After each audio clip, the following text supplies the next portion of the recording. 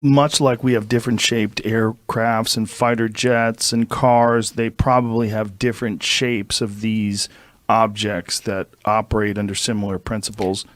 Right, perhaps. but they all have the same power source. They all have the same power source. And we're also dealing with, if you think about the laws of technological progression, you think of Moore's law and you think of how things accelerate, you've got to think that if this civilization is who knows how many years more advanced than we are, if not even years. I mean, we're thinking about it in terms of conventional terms, right? The way we look at the world.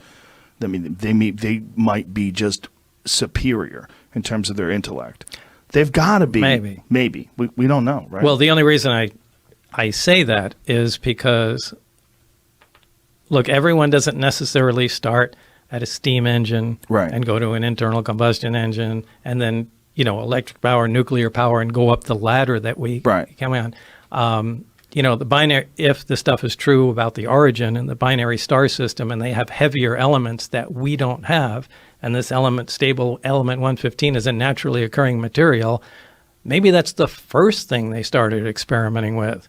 And the version of their steam engine, their first product, was something that operated like this. And actually, when they came to Earth to look around, or, whatever, they were amazed at the stuff we were doing. These guys burned stuff and squirted out the back to go forward. So, who says they follow any kind of normal progression like that? My thought was, if you went back to the 1400s and then you went from 1400 to 1500, you're not going to see that much of a difference technologically. Right.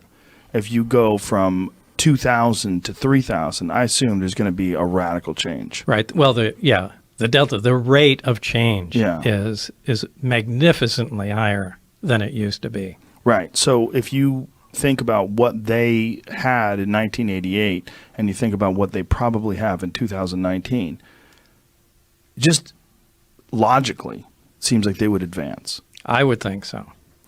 The only question is, are they living? Is that a living thing in terms of like a biological thing, or are they some sort of an artificially created creation like we are working on right now? I mean, we're in the middle of working on artificial reality, artificial beings, sentient beings, artificial intelligence. There's silicon-based life forms that they're essentially trying to create.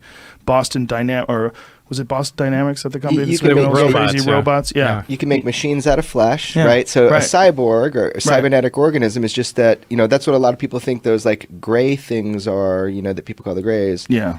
Is they're machines printed from flesh. So what you're saying is not they so could just far be off synthetic life. They don't even need to be machines. Right. Well, they seem to have no sex organs. The way they're described by people that have had interactions with them, assuming these people aren't liars or crazy or whatever. Right. That they have no sex organs and that they don't seem to have any muscle. They're just almost like a frame. Right. And they have enormous heads.